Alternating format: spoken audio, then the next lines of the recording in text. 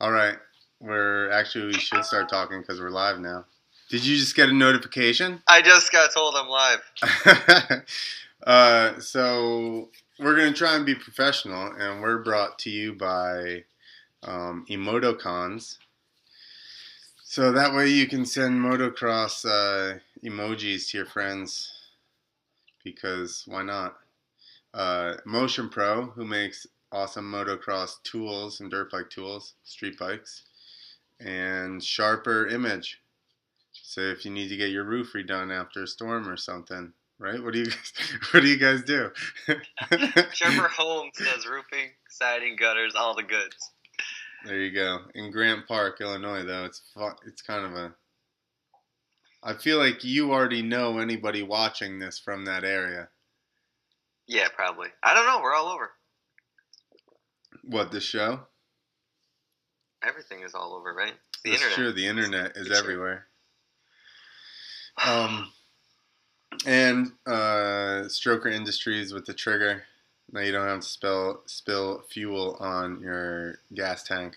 And they work better now. They redid them. I'm going to have to do us a film commercial. I'll have to send you one. And they don't harm the fishies and stuff. That's right. So if you're in California, it's kind of a requirement. Yeah, they're actually carb approved for fuel, which the rest of the stuff isn't, interestingly enough. So anyway, I guess the big thing that happened, I got something special for when the train goes by, FYI. Oh, yeah. But can you hear it when the train goes by? You can hear it, so then the podcast can hear it, right? Yeah, I'm assuming they can. So XGames. I mean, we didn't even really talk about what the hell happened before that. X Fighters and all the madness. Basically, Levi Sherwood crushing double flips like they were one-handers. He didn't even, when Sheehan would do them, it looked like he just was blown out his back every time. Yeah. And Sherwood lands them and just looks smooth. Well, did you hear what they were talking about his bike? That it's lighter than a 125? Yeah, well, I know he makes a bunch of carbon fiber shit. Like, he hand makes it. I've seen him making number plates and fenders and stuff. Yeah, I know that he's been messing with bicycles and stuff. I don't know that I've paid enough attention to realize he was making carbon fiber stuff. Yeah, like the whole front end of that KTM. I don't know if that one was, but I know he was posting them on Instagram. He was making that stuff. Huh, I'm sure it was. Yeah. Why didn't anybody go and take crazy pictures of that thing? Because Transworld wasn't there. How come I still don't know what he's been doing to his motorcycles? Like, how crazy could it be? They fly to Japan to look at the new bikes, but they don't go to, like, a freestyler who's right there. I don't know. I like Sherwood's style a lot. Yeah, I agree. And I think that he kind of got overscored for a while because of his style. And this is a couple of years, 4 years ago. I think there was a contest. I don't remember who he competed with, in the final round, but he beat him, and I was like, They were doing body varials and stuff, and Levi just has huge tricks, but he didn't have a body varial at the time. He wasn't doing the double flip, so I don't know if I agreed. But this year, I would say he pretty much stomped everybody. Yeah. Dude, no-handed double flip. First hit, and then last hit. Or no, crazy. That was his last one. The first one was the knack. Oh, no, I don't know. And he did a knack, first one, and then a one-hander, the second flip. Yeah, but he didn't even make it look hard. Like that second pull, he just grabs and then he just keeps rotating. Most guys look like they're tucking just to get it around. Well, and you know what my take on, so how long has Sheeny been doing double flips? It's been a couple years at least, right? Right. So now, but he still looks a little more like it's scarier for him than it is for Levi. Yeah. And I attribute that to him doing shows so much. He's on tour so much. This has always been my thing with tour. Okay. You basically do the best tricks that you feel comfortable with. And you don't really push it because you have more stuff coming up.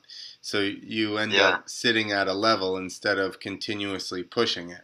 So, I mean, that's what happened in my head. He's been on tour a lot, and obviously Levi has just sat home and tried crazy shit all day long. I thought he was done. Because I haven't heard anything about him either. And then all of a sudden he comes out to all 3 of these events and just smashes it. Yeah. So it's true though, because like I learned pretty much all my tricks before I ever got a show, because I was just trying to get like action to get a show, and then you finally start getting shows. And you're like, well, I don't want to eat shit. I'm gonna do what I know. I'm not gonna win anything. Clint's gonna flip, and I'm gonna lose the jump off. And I've always felt like I cheated my whole career. Like I didn't really win the applause from those kids. It was set up.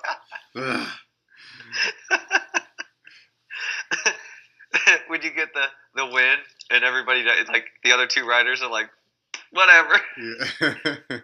And then they're like, who did the backflip? Who did the backflip? Yeah, but then the kids were disappointed anyway because it was just me and I didn't have any tattoos or anything. They'd always come up and they go, who did the backflip? And I say, I did. And one kid literally goes,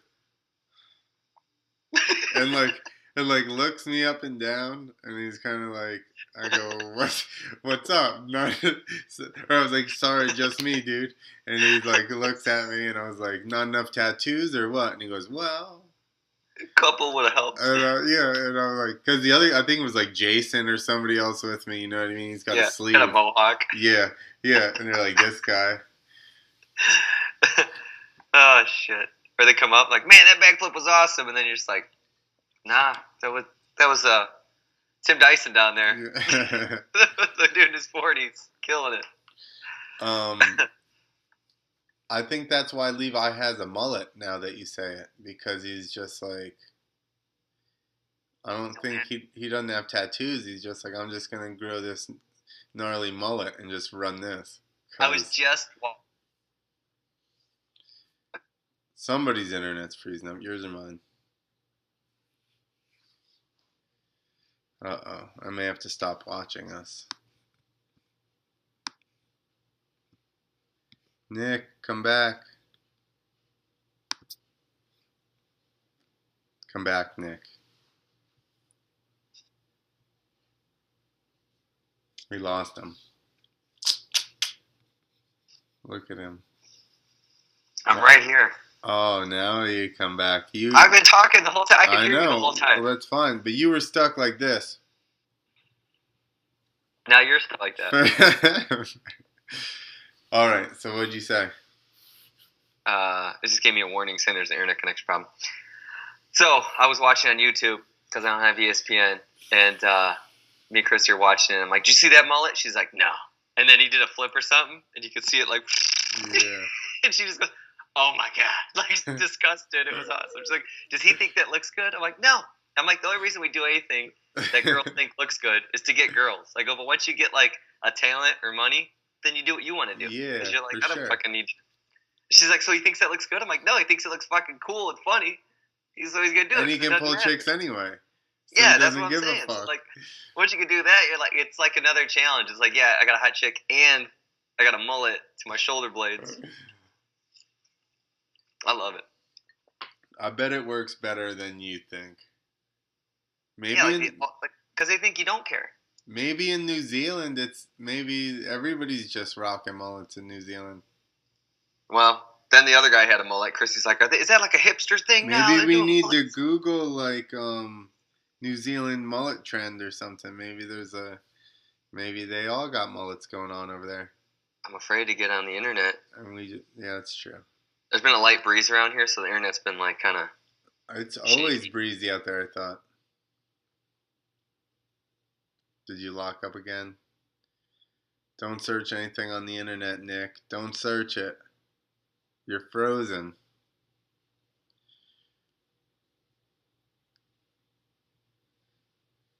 That's what happens when you're relying on the internet. Come back. There. No, we lost him for sure.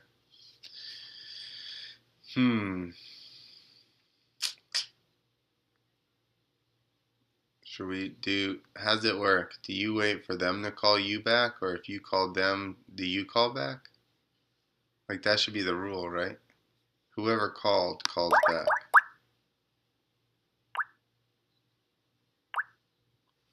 Let's make the rule.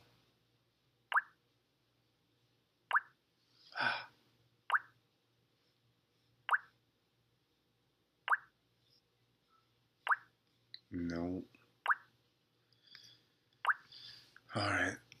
Let us try to fix the internet. We'll be back. I restarted it. Figured that might help. So how's that work for the podcast? You just splice it in and Sometimes it's short enough, it'll actually do it itself. But like I'll go back in and they'll just already be joined up. It'll be one video. Sometimes I have to, depending on if that pause was long enough, I'll have to, yeah. They're automatically saved to my computer, so then I'll just put them together in iMovie and then export it like that. iMovie, what is this technology? You don't know. You'd have like Android movie or something like that. And it would just keep crashing on you. No. My Windows computer would crash. Don't you talk about my Android like that. Dude, I some lady come into the shop, or like two dudes and a lady come into the shop with T-Mobile, and they're like, Love it. talking about the fucking rate plans, and they were like, we could save you $50 a month, and I was like, good, fuck AT&T. And now I haven't had a phone for like over 24 hours. It's like a Wi-Fi internet device.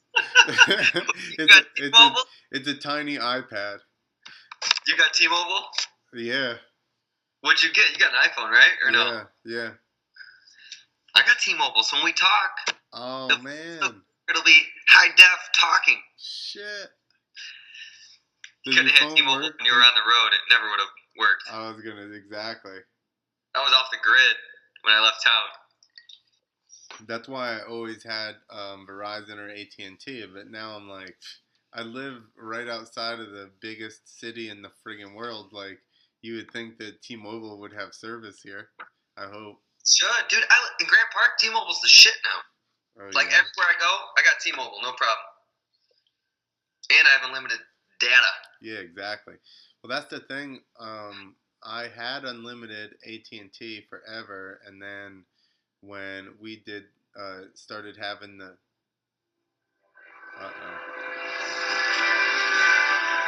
What is it? What is this blue concoction in a mason jar? Blueberry moonshine. No way. Ugh. Let's hear how's it taste. Like gasoline and blueberries. Oh my gosh. Out of left field, that just... Bloop. This is like 7 years old and I can finally drink it. It was so rough when I first got it that you couldn't even drink it. It finally tastes like blueberries now. Where'd you get that? In Georgia. Oh, then at least it's the real deal. It's real fucking deal. It looks like something J-Rock off of Trailer Park Boys is selling. I got it from some dude out at D-Town. He come out of the woods with moonshine. No, I told some of the riders that live there, I was like, I want some moonshine. And finally that night he showed up. He goes, hey, heard you want some moonshine. And I was like, fuck yeah. And he's like, I got like one bottle left. He's like, it's a blueberry. I'm like, it's the last one. It's going to cost extra. Yeah, exactly. It's real good, awesome. Though. It's real good. I'm going to run next door and go get some McGillicuddies or something. I just got Southern when I said that. McGillicuddies. Let me get that old McGillicuddies.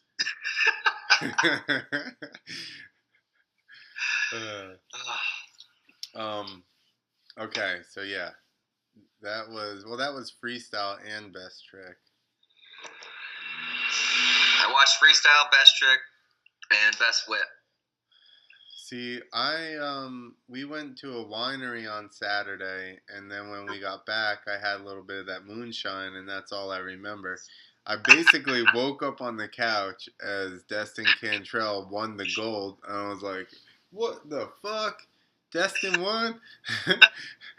Oh shit!" And then I passed back out for the rest of it. So I don't know about best whip really. Wake up with going wine to moonshine. Yeah, yeah, that'll happen, huh? Yeah, that's not a good mixture, but Plus, I'm up for it. plus a magic cake. Oh yeah, that's you, not me. uh, so what the hell? You didn't see Quarter Pipe? Oh, I did see part of that because I went not to a winery, but I went to a little lake place, and they had ESPN, so I was able to watch. I watched Colby Raha destroy. That was badass, dude. He went ripping into that thing. So you didn't see the whole thing. You didn't see the first runs. No, I saw the final 3 runs of just the last 3. The final 3 riders. Okay, so first round they come out, and I think Jared McNeil was last or second to last, and so everybody else goes. Obviously, Bierman had whatever 25 or 26 or something. So then McNeil hits it, skies the living fucking shit out of it, gets ridiculously whipped out to where you're like, oh my god, he's like passed straight. Like he looked like he was whipped, like, dude, he wasn't even pointing down anymore. He was like pointed back. And Might I'm like, keep hooking it. yeah. And he fucking straightens back out, right? And I don't know what happened. He just like landed low or something and just got thrown back off of his bike. I saw it ripped his hand off. Yeah, and because he was like back, like he got back on the bike too far or something. It was weird. Yeah, you're coming in straight, and then all of a sudden it goes. Yeah, and they said that, and then the bike stuck. You could tell that shit was sticky because they had just done it overnight, and that bike stuck, and then that was it. But so his height, because that's what I said. I go, I don't think they're gonna give him anything because you got to ride out of that stuff. And they said his height later was like 29.5 or 6 or something like that, which was still more than Colby went at the end. He went like 29 even. Ah, damn, that's frustrating. Yeah. Do you think he was going to do any tricks on it? I don't know. Maybe. Was it just a height contest? You saw the double. Well, you posted the double grab. Yeah. Was it a double grab or just a seat grab? I thought he did a double grab quarter pipe. Once we're off this show, we'll have to look it up. But yeah, it shuts down. I thought he was like double grab doing it. I thought he was just seat grab. I don't know. I didn't use the zoom feature on that one. If he did it, though, it wouldn't have mattered, right? It was just a height thing? Yeah, it was just height. It's cool. It reminds me of like something out of like the 90s with BMX when it's like, let's just see what we can do on a quarter pipe. And now it's like, it'll turn into a half pipe and rhythm and smoothness and tricks, you know? Yeah. Like, you got to do this now. Wow. You got to do what Ronnie Rayner did 10 years ago. So here's the thing. Anyway, now that you say that, I mean, I guess it's different because you gotta... They need to figure out how to make it so that... They just need to make that takeoff ramp come up and round over real hard so that the whole thing is a landing as well. Because think about that landing. It was almost as steep as the friggin'... Like, the quarter pipes are probably going to have to get bigger to have enough space to have a good landing area on them and enough face to jump. Yeah. Well, the thing that Ronnie Rayner was hitting was fucking huge. And the thing that Nitro Circus built... Huh? Renner. That's why I said, oh, Rayner. So, whatever Ronnie Rayner was running, my dad called him Robbie Rayner for the longest time. He was fast, man. He's doing freestyle now? This guy's fucking awesome. Him and then the Nitro Circus thing, that landing looked pretty huge. Yeah. Yeah. Maybe it's just because it was metal, it looked bigger than dirt. No, their quarter pipe landing? Yeah, that all black, like carpeted looking thing. I think it was. Well, so here's the thing: is that they said when they were announcing it that Mason said it, that obviously the landing would normally be bigger than the takeoff, but they didn't have the time, or they didn't have the dirt or something, so it ended up being the same height. So I think that's why there was such a hard knuckle on that landing, because if it was really big, they would have been able to roll the knuckle in. But it's the same thing with those little teeny shitty landings that you get at those monster truck shows. It's like basically, yeah, you end up with one bike length that's usable space, and now you're just deciding if you want a safety deck or a foot more of height. Yeah. I'm just going to flat. What do I want? Do I want a teeny bit of safety so I can tag the deck? Or would I like 1 foot more so then on an angle we translate it to Always one guy definitely wants the safety, and one guy definitely wants the height. Yeah, for sure. That always made me laugh when people wanted the height, though. And I'm like, wouldn't you rather just have it safer so that you don't worry about it and go way past the bottom of it? No way, dude. I'm dialed. I'm gonna nail this thing every time. Because that's what I'm gonna think about. I'm gonna be like, dude, if I clip my wheel, I'm going face first down that landing. Yeah, that's what I always think, and I'm like, I'm just not gonna clip my wheel. I'm gonna catch part of this landing, and it's gonna feel great. Anytime I've ever tried to be perfect, I always hung up. Yeah. Do you see that dude that just hung it up at the circus this week? Yeah. I feel like I saw that before, but then I went to his page. He just did it. Yeah. Yeah, because that's identical to somebody a couple months ago. Yeah, because once you come up that short, you're just fucked. It's like, all right, I gotta ride this out. Yeah. Well, and you're just pavement. That's where the safety helped him and not the extra height. Yeah. Safety saved his ass for sure. I've read mobiles where they have an angled safety. That's pretty fucking nice. Yeah, but you know what? I've seen some landings with the front of it be some kind of round or at least a flat, and I'm like, why didn't I ever do that? Why'd I always just have this angle of death out there at the front? Just you come up here, you're pretty much smashing your wheel to bits, or you're gonna rip your linkage off or whatever. You know what was a crazy ass landing is I think it's Pollo in Colombia. Mm-hmm. That's just a wedge. Yeah. Oh yeah. But the downside, and the downsides are still 45 foot long. Yeah. Still. It's easy to hit, but it sucks everywhere. I'm worried about clipping. It's only marginally better than landing flat. I'll take it. Exactly. That's what those landings are. Well, you're definitely going to land on it, but it's definitely going to suck everywhere. Oh yeah, check this shit out. Go. Yeah, so that was gnarly. Think about, oh man, I was imagining riding up at that face. No, I thought about it. I'm like, no, that's a building. You just ride up to a building. Well, here's the thing: is so jumping it's not that big of a deal, right? I think you jump off it, even the top corner or whatever, and go to landing. I don't think that's that big a deal. Now all of a sudden, when the dude right before you just knocked out a friggin' 26 or whatever, 28, and now you're like, ah. That's what's sucks, but it's cool about stuff like the XGames, because if you're just riding it and you got all the practice you want, you hit it, go bigger. Here it's like, okay, off to the sides, all right, you're up, go as big as you fucking can, one hit. Well, and fucking Raha just. Yeah. What gear are they hitting that in? I don't know. He was rolling into it. The other guys were kind of going slow and then hitting it. And that last one, I was like, oh my God. Because he just come off that little roller and was just like, oh. I'm going, he's going to miss the other side of the landing, I'm pretty sure. That's what I thought. Because Bremen, he went way up, but he didn't go far at all. Yeah, no. So his line, he started all the way to the right and left the middle of the takeoff. Yeah. And he was just barely carving at all, and then just whipping the shit out of it. Everybody else was kind of from right to left, and spanning across the whole ramp, it looked like. Yeah, when Raha went, I was like, oh shit, he might have grabbed a little bit much right there. Yeah, I was like, I think he's going to the other side of the landing here. The other takeoff.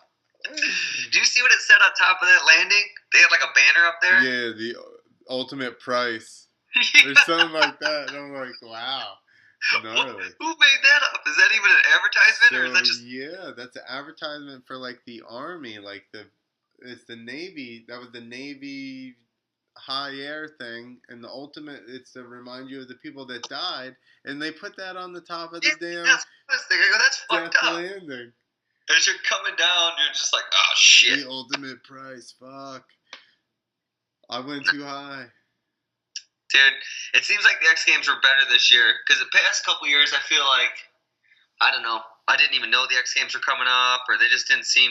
They had all the former riders doing announcing and stuff, and it was all in one arena, indoors. It was a big course. It seemed cool this year. Yeah. Like the older days. Yeah. Well, the seats though.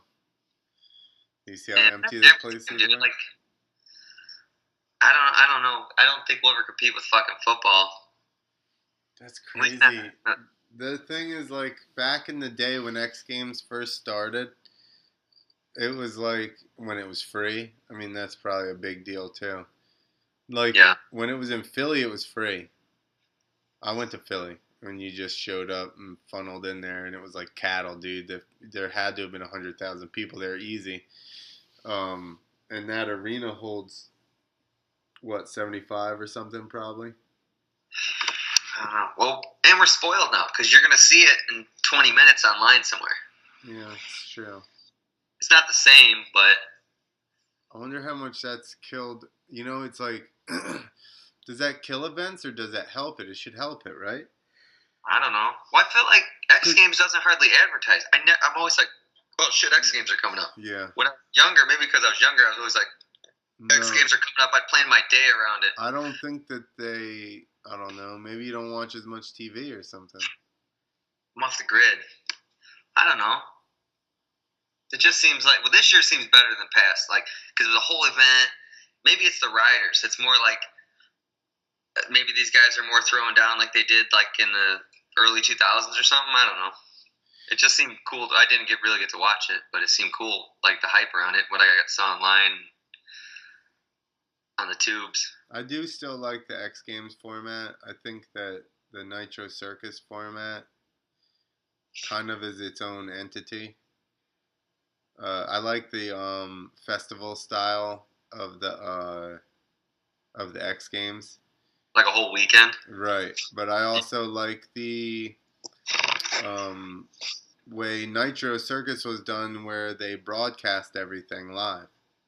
You know, because it was all set up to happen within a certain time frame so that they could do all that.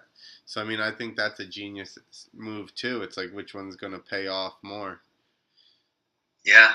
I don't know why they couldn't combine it. Like, any more live broadcasts online can't be costing that much. Online? Well, it's ESPN. They're going to advertise during it. They can advertise Doritos and the fucking Navy all they want and Mountain Dew. At least that's what it used to be. Yeah. And they'll get paid. Online, you think? I mean, that's the thing. They need to figure out how to monetize online. I mean, I guess if you just ran commercials and streamed it live, or make people pay for it online, like that CBS Go or whatever it is, NBC. What the hell is that for the NBC Gold? $50 for the whole summer. For the whole summer, you get practice. You get all the motos. You could rewatch them. Yeah, that's the other thing. You don't have a DVR, so you're fucked if you can't rewind. Where with the NBC Gold, you can rewind, you can watch it. Well, and the other thing is that they do the graphics like they're going to go to commercial, and then they don't go to commercial. They just Grant Steele and Jason Weigand Grant Langston, Jason Weigand just continue to talk there the entire time. Is that moonshine kicking in? Maybe. Oh. I like it, like when they're doing interviews and you can hear what's going on at the track and nobody's talking. You just hear it's like you're at the race. How about in between motos when they got the camera just sitting there at the track and you can hear the track announcer sitting there? Cool. Yeah, it gives me the being at the track feeling. I walk around the living room with my shirt off, just fucking wasted. Yeah. Air conditioned, drinking. You're just like, this is awesome right there. It's track. Soon, like 10 years now, we're wearing like VR goggles. Yo, I was thinking about that. I was thinking about that. What about like we even need to do that? Start that for events. They did that at X Games this year. Oh, really? You could watch the skateboard or something or scooter Big Air with like Samsung VR glass or some shit. I don't know what it was. I want to do that shit at the Nationals. Yeah. You could just walk around and let other people just like look around on it. We're just gonna get a huge warehouse and it's just gonna have like dirt on the floor so people feel like they're at the track. And we'll pump in smells and we'll just sell beer. There you go. But it won't be anything. Won't be anything. Virtual motocross track. Virtual Nationals. I was just reading a thing like in Korea, South Korea, they're watching like sports teams like virtual like fighting or something. It's just two computer things playing. And then I go to my father-in-law's house and he's watching these dudes race drones and they got the glasses on, they got little drones. Yeah. I know, I saw that. Guess what showed up at my house a week later? A drone. It's awesome. It doesn't have this thing. Well, it's not mine, it's Isaac's, but I like it. Yo, where they race through the circles and shit like that? Yeah. Oh, dude. Yo, how long until that's in the X Games? Or there's E-Games or something like that. And they're drawing fucking drones. We'll E-drink to the E-Games. The ravers that take the E-Games the wrong way. Yo, I'm going to have fucking VR glasses on and just sit and enjoy the E-Games. And E-drink to them. It's going to be sick. 20 years ago, two guys were on like a talk radio show making fun of like, someday we won't even be in the same room and we'll be talking about shit. Mocking us from the past. What is this? Oh, it's not Sean. I thought you were getting more. No. My initial drink was... Well, that's fancy, Jack, isn't it? Yeah. It's, so this is actually when I went to get my dog, I went to the distillery.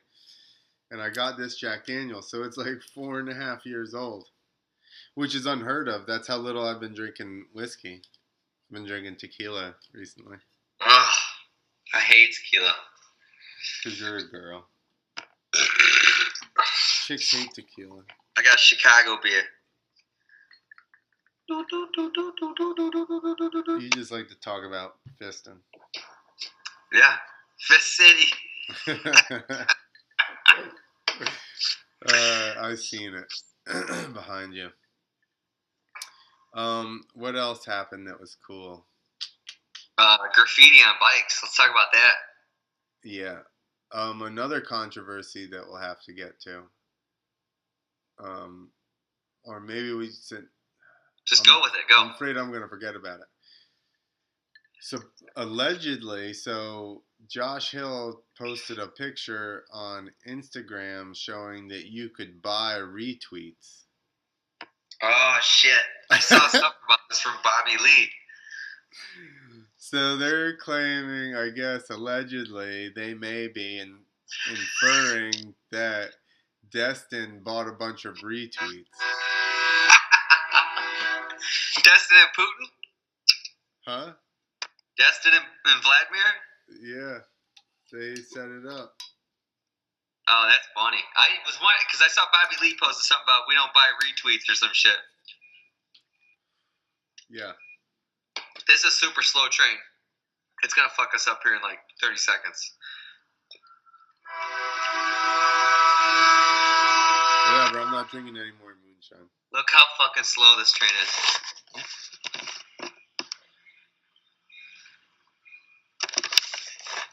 You see it? Yeah. Worth drinking to again. He's just creeping. Is it the train horn shot or just a train shot? It's still the same train. If a train honks and you don't see it, is it even there? So Josh Hill called him out on buying tweets, possibly. Well, he didn't call him out. He just posted a picture. He just put it out there and let it sit? Yeah, I'm just going to leave this here. So I don't know. Like what a weird way to judge that shit anyway. Yeah, I don't know. Retweets. I mean, it's the internet, so what do you expect? Yeah, I mean, I guess how do you do that and not It's have a it? popularity contest to begin with, so It's a what? which Popularity contest? usually is, but then not See, that Cantrell's not popular, but well, I would, why don't they just measure the angle of the bike?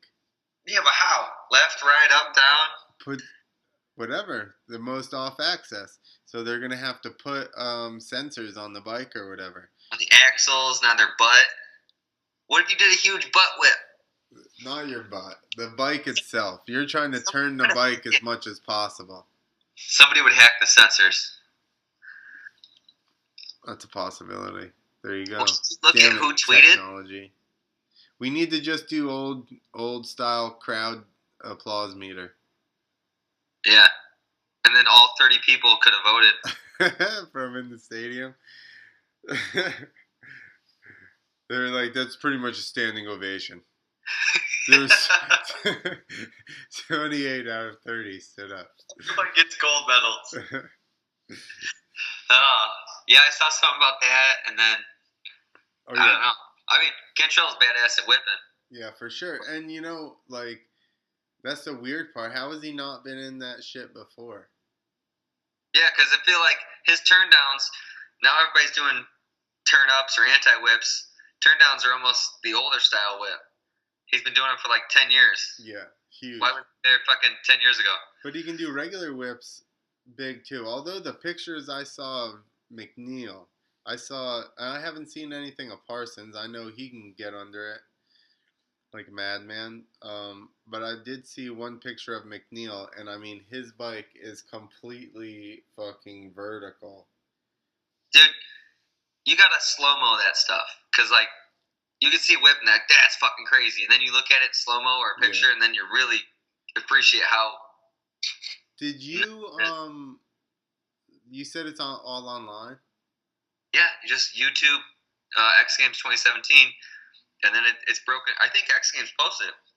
It's broken down into best whip, blah, blah, and you cut out all the commercials. Sick, alright. Yeah, it's fucking awesome. Where have I been? Idiot. Huh? I said, where have I been? Yeah.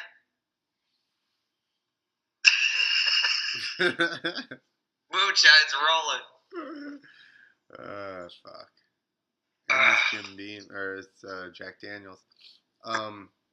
Okay, so the other thing that allegedly happened is that what we do know that happened is that Larry Linkogel said that even the cops thought it was funny, they pressed charges. So then there was a picture that surfaced with Axel Hodge's bike with some graffiti on the side that says Metal Militia, fuck sellouts. Yeah. Okay. And it said something on the number plate. Oh, did it? I didn't see that. Is that a different picture? That's not in that picture that I had, is it? Somebody created like a collage, like the front number plate said like Monster gave me AIDS or some shit like that. Yeah. Dude, so what? Hashtag links is like Monster gave me AIDS. And I did see that. Like boxed wine. Like those are hashtags. So I do think that's hilarious. I think maybe Larry's too old maybe to be doing shit like that, but I still think it is absolutely awesomely entertaining. I like instigators. Yeah, for sure. Like, because when you posted that and you're like, if anybody's ridden a show, people ride on your bike, and I was like, I gotta send this to Clint. He'll get this, and I'm like, oh, Clint posted that. Yeah. Like, my bike come back covered in dicks, saying like shit about fucking pin it and stuff, and I'm like, seriously, I let you ride my bike, and this is what you guys do to it? Yeah. Just covered the whole bike.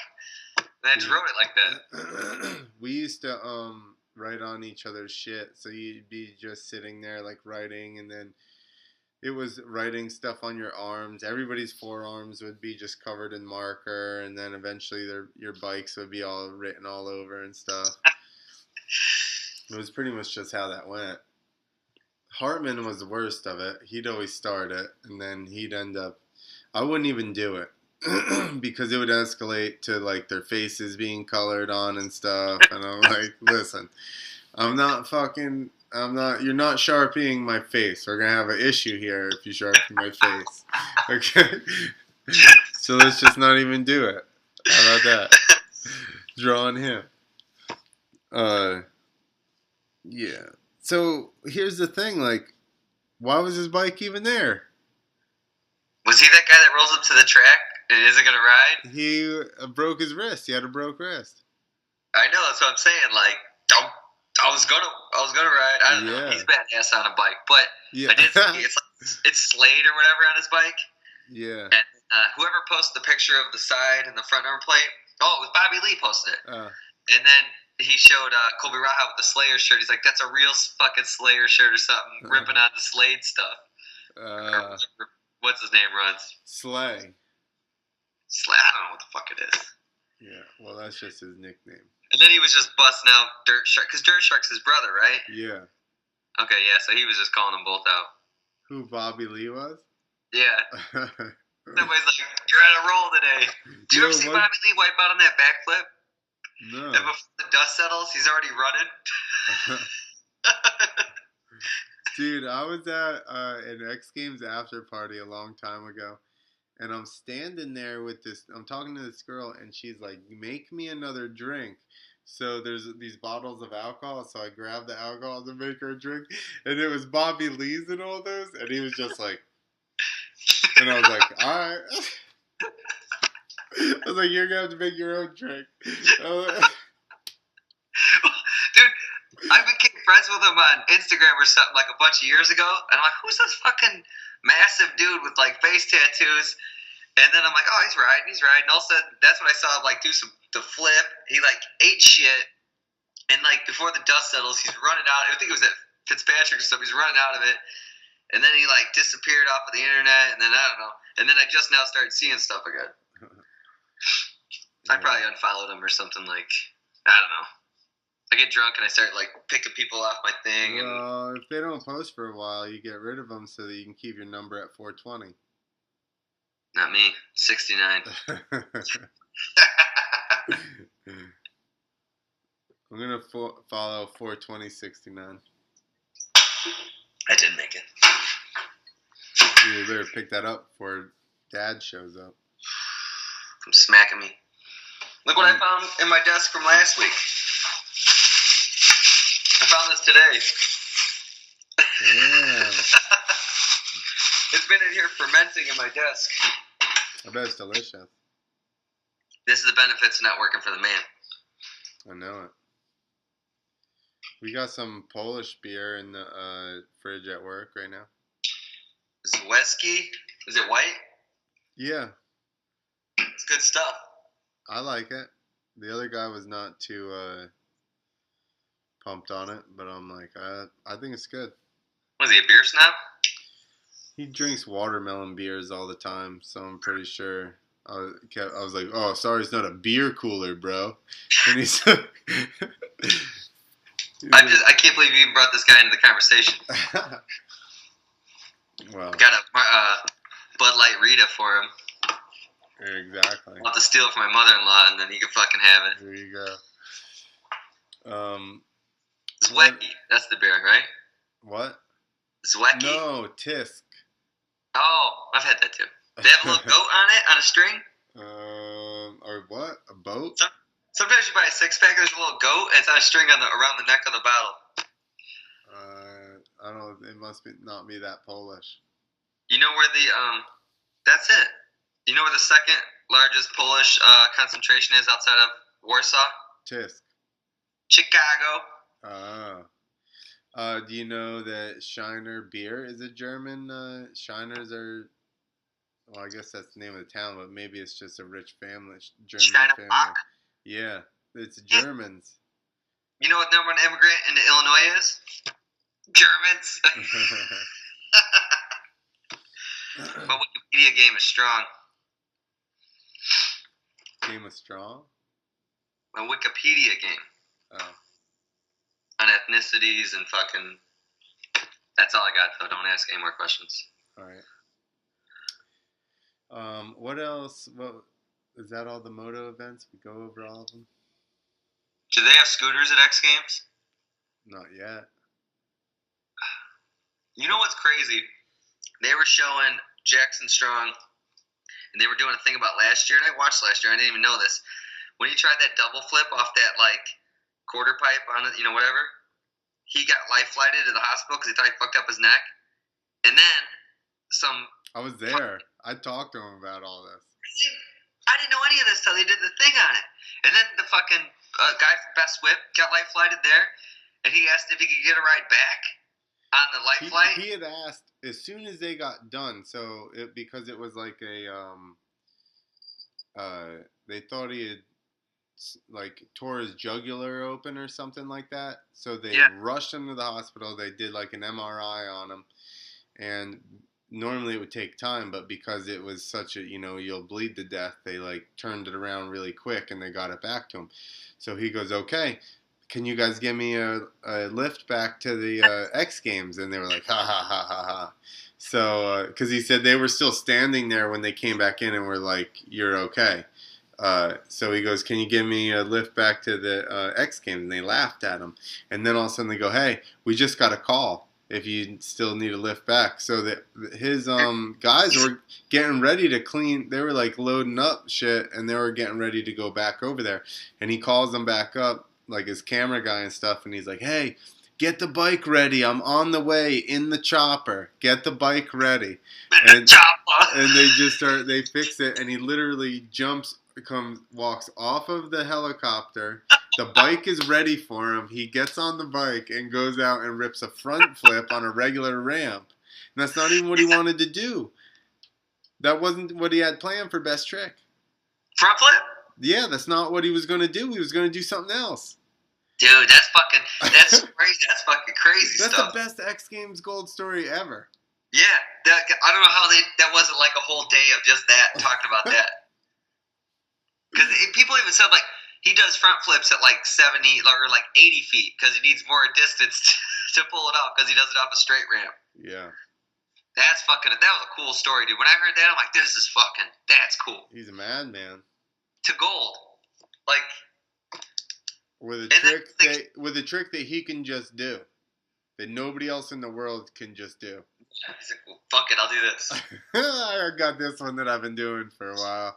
I'll just throw this down. I've been doing this at Krusty Tour on fucking metal ramps. That's how Taka was for Best Trick. He was like, old trick, but he's like, you can get it, take it. Yeah, he's like, I just did this old rock solid flip thing here. Sorry, it's played out, I guess I could throw in a little indie. Yeah, that was a good story. They should have made a little fucking mini film out of that. Well, Jacko has one. His camera guy was there. He filmed everything but him at the hospital. Was that something strong or something like that? I'm sure it's in that video, which I need to buy. What is it? Headstrong. Headstrong. I want to get that. There's 1 and 2. I think 2 just came out. So that should probably have that X Games deal.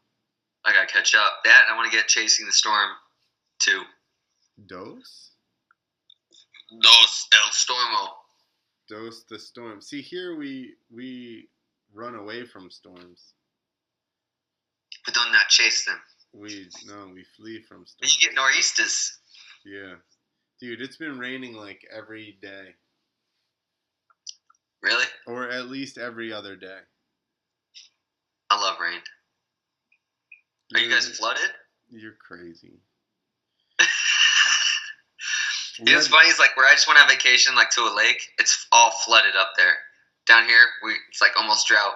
2 hours. Oh yeah? So why don't you pump their water down to you guys? I don't know, man. What are you doing? I'm thirsty as fuck, dude. Oh, I got a Snapchat code here. If you guys would like to hit it. Nope, nope. What's that gonna do? This is moonshine. Yeah, right. disappointed you were. Your face. The hell is that? If you're just listening to this, Clint just stared at me in disgust as I did Gatorade. He was so mad. 2 sips of Gatorade. I forgot about the audio audience. Yeah, he was just drinking Gatorade during our show. Not blue fucking moonshine from the backwoods of Georgia. Clint will be blind by tomorrow. No, I've drank a bunch of moonshine. This is different moonshine. I've already helped drink half of this bottle. Tonight? No, fuck no. Over 7 years. What is your address? I would be dead. Yeah, you better send help. If I drank half a bottle of moonshine, you just send help. That's what I was waiting to do. Bethany! He's dead! He's dead already. We know it. What is his login? What's his password? Don't you dare let that out. Oh, man. Yeah, I didn't know if this was going on today. Yeah, so, yeah, I did the switch to my phone, and I don't have, for some reason, it says my data plan I bought is not eligible with this phone. So it won't do anything unless I'm on Wi-Fi. So I was unable to really message anybody or figure anything out. Go into your data settings and do data on roaming. No, it's already on. It's already on. It's something with the, I don't know what the fuck it's with. These people sold me a bad plan. You got hustled. They stole your identity is what happened. It's T-Mobile. Listen, my shit's already fucked anyway, so go ahead. Dude, I got my card shit stolen at a gas pump. I thought that was a mythological, like card readers. Yeah. But somebody opened it, put a new fucking thing in it, because it was in my town, and then stole my shit and charged up a bunch of stuff at Walmart. And they're like, nah, Nick didn't go to Walmart. So then they fucking shut it down. Bethany will love to hear that you don't go to Walmart, and that was enough of a red flag that they were like. Walmart transactions at $80. Boom, they shut it down. If it would have been Shell for booze 4 times in a row, I'm like, oh, Nick's getting crazy tonight. Let her go. Let's see where this goes. Oh, he's at the ATM. Here we go. That's the thing. Now they could steal my card and go and charge it anywhere because it doesn't even throw up flags when I'm in weird places. You know how your shit used to. Huh? I could use my card in Puerto Rico. They didn't fucking stop it. Really? Walmart, 20 minutes from my house. Shut it down. Dude, they used to call me all the time. I'd be someplace and they'd shut me up. I'd be like, hey, one time I was at a strip club. And they had to charge it twice, and they were like, fucking clip me. And so then I'm on the phone with them, yeah, I okay those charges. It's all right. Right now, you better fucking clear this shit. We gotta straighten the ones where they charge you $100, and then they're like, well, it's just $100, and then they refund you. Yeah, exactly. Or they do My buddy was telling me all about that. A hold. Yeah, they'll do a hold on your card, and then they'll charge the thing. Then your car payment bounces because you have a $100 hold. Yeah, you're waiting a week for them to take it back off of there. Oh shit. Professional stuff. Yeah, exactly. They don't teach that in school. There should be a whole class of being a guy. See, we got this young kid that comes into work. He's 16, so we've been schooling him real good. He's gonna be advanced in no time. We've been learning him extra good. Yeah. Look at Ray and Austin and all those guys. Look how learned they are. I think Ray taught me stuff. Somebody said something, and I was like, yeah, I've ruined enough kids. I was like, I don't need. You can make that a brand. Yeah, I'm good. I already ruined enough young men. They're fucking alcoholics or whatever now. It's fun. Just a little teardrop. Is that the whole? That's the whole point of this podcast. You're just trying to ruin me. Yeah. I was trying to build you up so I could break you down. It's like a whole Truman Show thing.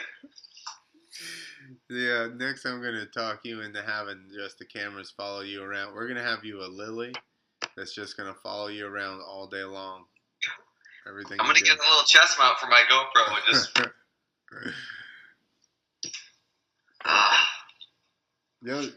we already talked about. Oh, so I posted that video of that chick freaking out about them knowing her name in friggin' Starbucks or whatever. At fucking Boston Market. That was her safe space. Yeah, Boston Market is. Excellent. Don't go anywhere! Apparently, what are they putting out? Friggin' internet videos or something all the time? Like, what is she talking? She is shooketh to the core. So anyway, I'm at work, and I get this text from somebody, hey, let's go ride or something. And I'm like, that's really weird. I just rode for the first time last week. And then I got another text, and I'm like, I actually just rode. What the fuck? And he goes, yeah, I'm listening to the podcast. And I was like, oh. I was like, oh, fuck, that's right. We gotta shut this down. I can't do it. I gotta take it. 2 people fucking text me about that. Just right after that. No one texted me fucking shit. Because your friends don't... Like, I heard you doing a podcast. Lame. I can't listen to it. I got shit to do. Like, what do I need to download? I'm not going to do that. Yeah, that sounds like YouTube? Who the fuck has YouTube? That's exhausting. Hey, so let's talk comedy. Now that you came out of the comedy closet. Yeah. Can I find that anywhere? Yeah. I've been searching it on the tubes. Oh, yeah? It hasn't come up? I haven't searched it in 2 weeks. Oh, it hadn't. So when I knew, and it was still closet, and then you came out, and I was like, I got no time for this. I didn't expect that. So, Chuck actually just posted it on fucking Facebook. I sent him the link to the video, right? And I was going to be like, hey, don't post this. And I was like, he ain't going to post this shit. Why the fuck would he post it? So, sure enough, I'm like, got a message, and I ended up on Facebook, and because I don't even hardly go on there anymore, and I'm like skimming through, and then all of a sudden I saw me, and I was like, what the fuck was that? And I look, and it's like Javier posted it, and I go, where the fuck did Javier get this from? And then I saw that Chuck posted it, and I'm like, God. That's awesome. How hard is that to fucking just write jokes and then try to tell? I can't even imagine, like, because I think like, oh, I could do stand up, and then I think like, okay, let's just write one joke, and I'm like, nah, I can't do it. So I don't like write jokes per se. Like, I tell stories like we do here. So all they are is like, for my stuff, is just funny perspectives on what's going on around me. You know, like, weren't we talking about earlier the smoking weed thing? And I'm like, it's not rocket science. You know? Somebody's like, you're going to ride high? And you're like, yeah, it's not rocket science here. You know, we're just fucking, you know, but normal people, this is what I've learned, is that normal people think that thought process is fucking insane. Yeah. So that's what all I'm like. I think that I've had like a similar conversation with Jason Rowe. He's like, dude, these stories, I can tell you these stories. He goes, I tell my friends these stories, and they're like, nah, no fucking way. You know, just like being on the road stories. Not that I have a bunch of them, but just a whole nother, I don't know. I guess I still can't just see getting in front of people and fucking, I don't know. When I lived up here, I used to come back, and my friends would be like, yo, you got any good stories? So I'd tell them shit all the time, and they'd just, same thing. They'd be like, oh, man, no way. Like, I'm sure they just thought I was making shit up or whatever, probably half the time. Which, whatever, if they get a kick out of it. But it was never made up. It was always like, that's exactly what happened. You know, like, that was really what went on. So, but yeah, with the comedy, I don't know. I think that, it's similar to how you feel before like a show or whatever. you get like kind of nervous and stuff. It's a little different. Like I'm figuring out where my sweet spot is. I can't drink. I can only have like a drink, maybe two drinks, because if I have any more than that, I have a hard time remembering my stories because it's a lot of jokes. Like it's a whole. I put my whole things together as long stories, so each joke leads into another. So I just explain.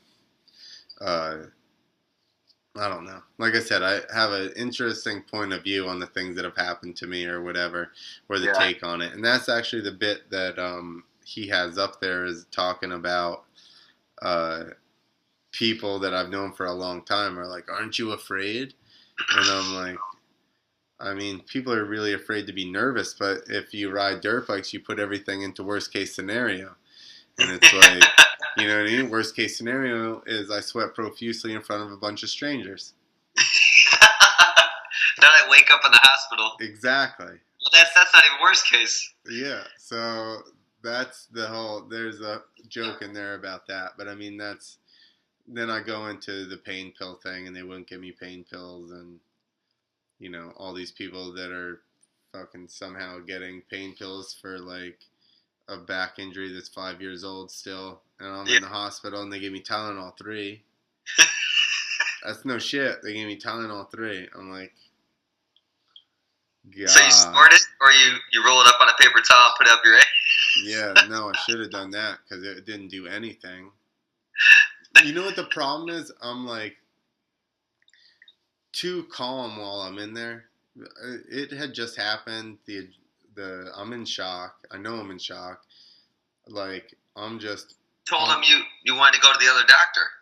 Well, yeah, I'm just concentrating on breathing the entire time to keep myself calm. And the problem is that they see how you are, how you are when they interact with them, which is not like how I am later at night or whatever. At night while you're trying to go to sleep or It's the fucking worst. exactly. So they prescribe me for how they see me during the day, and unfortunately, I'm good at dealing with pain for periods of time. But eventually, I think that it like just wears on you. Yeah. It just hurts, hurts, hurts. Eventually, you're like, I can't fucking take it. Well, I know because like my sister-in-law's a nurse, and I've been around. I've been hurt before, and they're always like talking you down. And it's like this and that. It's like I bet none of you have ever broke a bone before, at all. Yeah. Much less like you've sprained an ankle and you think it's a fucking like you destroyed it. It's like, and I get it. But just because one person comes in screaming, because when I broke my heel, they didn't give me shit because I went there, they did everything, and I was like, okay, so I'm good. They're like, yeah, here's your prescription, and I was like, okay. I couldn't get it till the next day. That was all right. And then me and Dan went and got pizza, and we racked up like $100 bar tab. And I had my cast up, my boot up on the bar, and then I woke up in the middle of the night like I had to pee a million times, and every time I got up, my foot would fucking swell up, my whole heel, ankle, everything, and it was like that was. And then I woke up and the thing didn't open because it was a Sunday, so it didn't open until fucking 11. That was fucking like you said, like you're fine, and then all of a sudden the pain just hits. Well, it's there, but you're fighting it, and then eventually you get tired of fighting it, and you're finally just like... Yeah. Well, you get, like, exhausted, you fall asleep, and then you wake up, and you're not fighting it anymore. At least for me, and then the pain is just fucking there. I can tell you that drinking has never, like... So, you gotta get, like, pretty drunk in order to not feel pain. I feel like in the beginning it makes it worse. When you first start drinking. Anything I've had, I got hurt. I crashed at Pastrana's place. So there were like two. There was the big ramp, and then there was a super kicker. Was in obviously further, and there was three of us that were jumping into the pit. I can't remember who the other one. I think it was Hartman, and there was somebody else. And anyway, so. We were taking turns. It was pretty cold. It was, like, I don't know, like 50 degrees out, maybe less, 40 degrees. So I leaned my bike. I was riding an old Honda. I leaned my bike up against the ramp, and then I was, like, trying to be confident. So I started up, and I'm just, like, instead of going and blowing it out, I was just like, fuck it. I'm just going to turn and rip the fucking ramp. So I turn, and it just goes Now, Travis, you've seen videos of Travis's driveway, and the way that his Yeah, fucking the pit curb. is set up. Yeah, so I didn't go like all the way to the top of the driveway. I just went to the end of the driveway and turned and come back. But you're coming down this hill, so I'm like rolling. But the whole thing is, I guess most foam pits are like this. They just have a fucking wall. So I'm rolling around the corner. I go to get on the bike and it's just going, and I'm like, it's not gonna clear out. So I finally bail out like on the ramp, and I go to jump off to the side, and there's the super kicker is right there. So I go off the side of the ramp, and I like throw my bike, and I try and run across the top of the super kicker, and I got like one step in, I get another one, and as I go to step off of the super kicker, my other knee hooks the face of it, and I like fall on my face, and my bike flips over, and I'm pretty sure like the end of the swing arm landed on the inside of my elbow. I think it was this one, maybe. Like, as it was on the ground, on the concrete, and it landed on the inside of my elbow. And then it ends up, I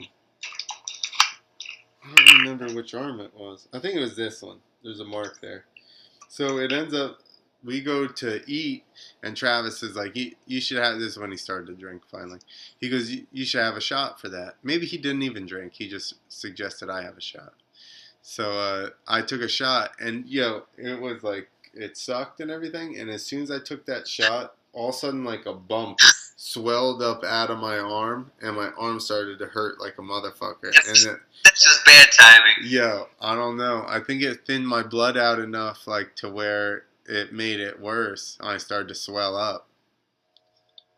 I don't know. I'm trying to think of when I ever drank to. I have a swelling issue. Like, I swell really bad with stuff.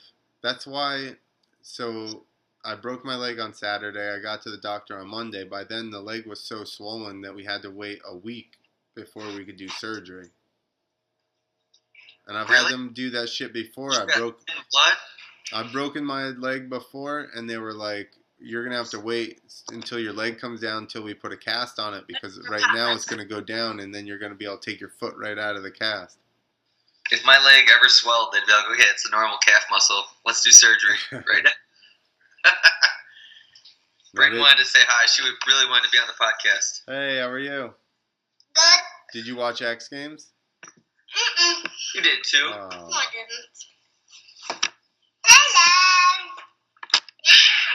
Hello. Ike, did you watch XGames? No.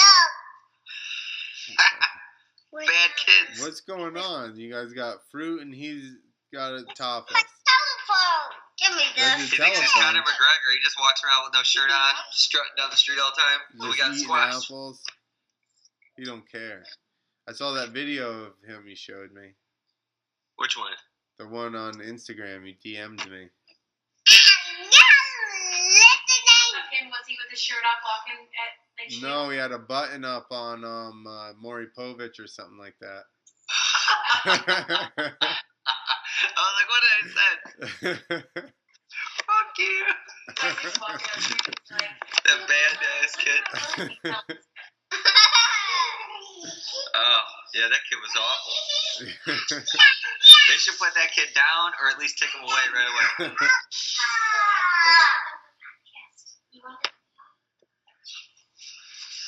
You want to e-squash? E-squash. Was it delicious? It was awesome. Did you see that? I needed my goggles on. How do you eat it? I don't even see it. He just ate it. Watch him take a bite of this apple. Clint, take a bite of this apple. Did you hear it?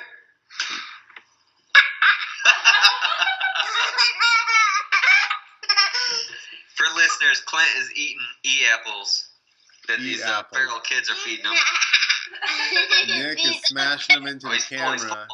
Drank blue moonshine all night. He's full. Give this to him. Actually, I'm hungry. Give him some squash. Yeah, put it up to his mouth hole camera. Oh, gross.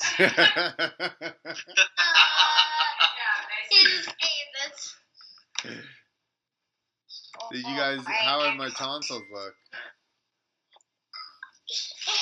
They're inflamed. And they're blue. He did take a bite out of it. I told you he was going to. All of a sudden, everybody wants to buy my motorcycle on Letgo. Oh, you sold it? No. What motorcycle? My, actually, it's the third place person from the quarter pipe high jump. It's mine what? Third place guy from quarter pipe. You don't know who that is? McNarls? I watched it. I should. McNarls. Oh, okay. Oh, McCarty. Yeah. I got his old bike, but now I'm selling it. Oh, you have his old bike. Yeah. And you're selling it. Hey, settle down, kids. Huh? Get your off spring under control. So then a squash comes into the picture.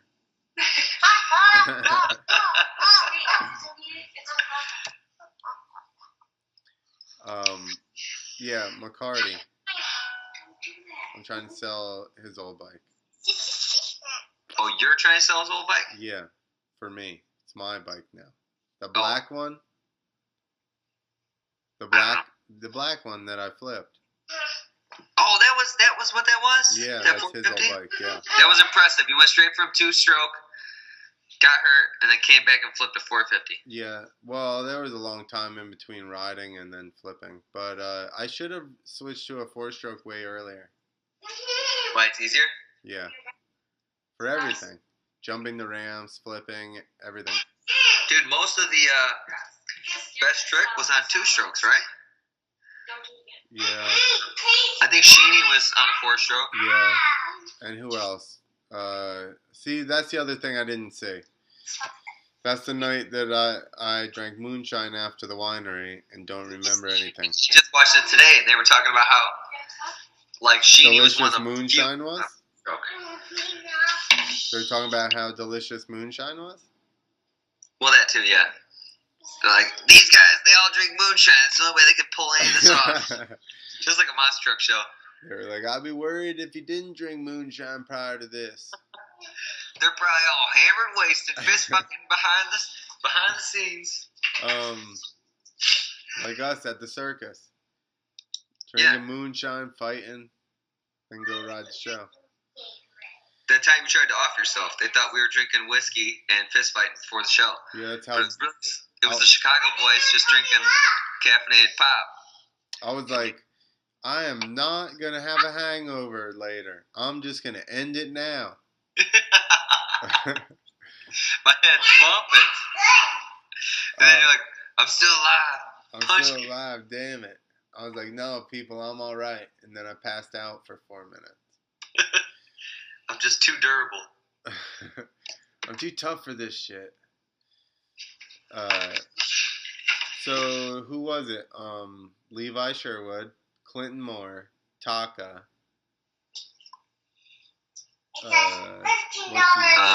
Talking best trick or freestyle? Best trick. Is there not? What the hell was his name? Luke something? Ackerman? Skywalker? What? Luke who? Was there a Luke, Australian Luke Ackerman or something? No, wrong one. I don't know. I'm going to have to go and look this up. Luke Urich? No. He hadn't ridden freestyle in like 10 years. Come on. I baited you into that one. I can't Google it because I only got enough bandwidth to do this podcast. Don't worry. I checked on my phone to see about who messaged me about the bike, and all of a sudden you got blurry, so. Yep, it happens. And I got New Jersey internet. Christy, how about that mullet? He was very good looking. I'm gonna grow it out. Yeah. I think he had some like razor marks in the side too. Well, this is gonna stay like this. This is just gonna. It's just gonna go further back. Brent liked the mullet, didn't you? You would have a beautiful mane. gorgeous. The You could do gold mane. you could do the. Got some bags of beer. Service. With a smile. Leave that right there. Go ahead, drink that hot and cold beer. In front of the camera, sir. Cutting out. Drink that lukewarm beer. Lukewarm. That thing's plenty warm. And now it's shook up. Put it in front of the camera. Modelo doesn't sponsor us. Get that out of there. She's- No! You can tell she's been drinking. Look at these teeth. Fist fighting. Man. You fist fighting me. Do you play hockey? No. How'd you lose those teeth? I don't know. She just wakes up and then she's like, oh, what happened to my teeth? And then there's a quarter under her pillow. Hey, A quarter. Brent. A quarter. Oh, that Guess beer is what? good Like now. $20 a tooth. $20? Brent, what's the tooth fairy give? Not $20. I hope not. Tooth fairy on our block gives like $1. I'd have no teeth. Brent. Hey. Yeah, you can't be emulating Dad. Alright, put it down, goofball. That's it. Somebody, ASPCA or whoever looks after kids, is gonna come after us now. They're already looking for me. Dyfus. Kids they all got polio and shit. Fucking Ike's on Jenny Jones, cussing people out. Jenny Jones. Who was that? Jenny Jones. What show was that on? Alright, a little bit. How you? Bye, everyone. Say bye to Clint. Bye, Clint. Bye-bye, weirdo. Later. Bye, butt cheek. Come here. Whoa. Later in life, you guys are all gonna wear goggles and talk to each other like this. What are you doing? Don't even wear clothes. Now I'm really getting investigated. They're like, we're just going over to the bar. We're gonna wait for you, Dad. We don't need. Gotta take him home. We don't need no shoes. Christy, come here. Come here. Come here. Right there. Talk to Clint. I got pee. Oh, this guy. This Hi, guy. Clint. Did you watch X Games? A little bit.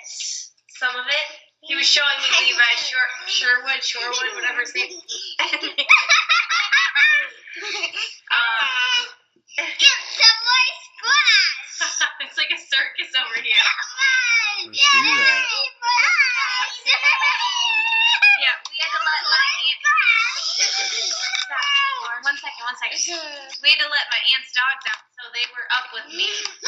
And Isaac was running with an apple to come in here because that was his reward. Like, he can come up here.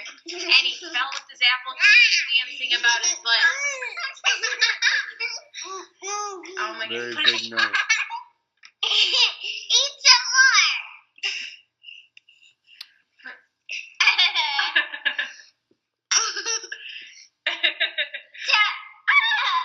That's crazy, isn't it? How do you eat it? How crazy is all the way over there? He ate it for real. Look at it. Tell him stop eating all the veggies. How Uh-oh. crazy. You guys gotta eat train squash. Hello. Bye-bye, Mr. Whoever you are. Clint. Say goodnight, Clint. There you go. Bye-bye, stranger. Bye-bye, claimer. No, tell the stranger. Oh, come on. Come on, bro. You guys have met me before. You got called a butt stranger. I know. Just go now. That's no man. I got a drink. Yeah. Keep up. So how many of these podcasts have you listened to? None. Yeah, me either.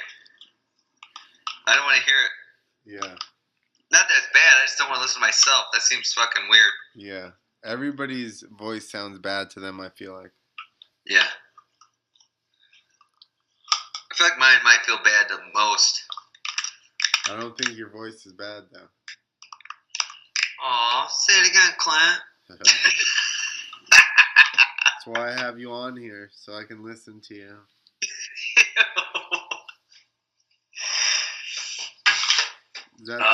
Is that too much for you? Too much? Too quick? Too soon? No.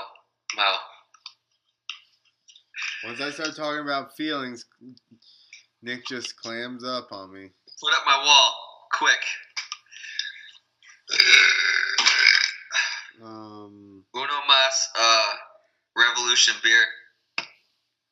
Is that our time? Is that how long we go? Oh, I got more beer, but this is the last of the 6-pack. Wow. Sometimes when we have guests, I feel like I drink super fast. Yeah, because you got to listen. Yeah, that's exhausting. It's just like bam, bam, bam, bam, bam. Makes you And I get more thirsty. nervous. I think I get less nervous now. Not that I get nervous, but I get more like, what the fuck are we going to talk about? Now I start drinking 2 hours before the show, slowly, and then I feel good when show gets here.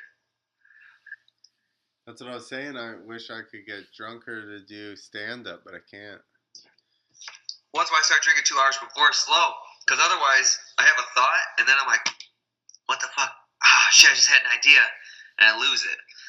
Where at the pace I'm drinking, I drank a 6-pack, and I'm on my 6th beer right now. Normally, I'll drink 10 beers in a podcast in 2 hours. Man, we need to get that beer sponsorship for you. And I don't think I drink that much, but then I look down, I had a 12-pack, and I only got a couple beers left. I'm like, we've only been doing this for fucking 2 hours.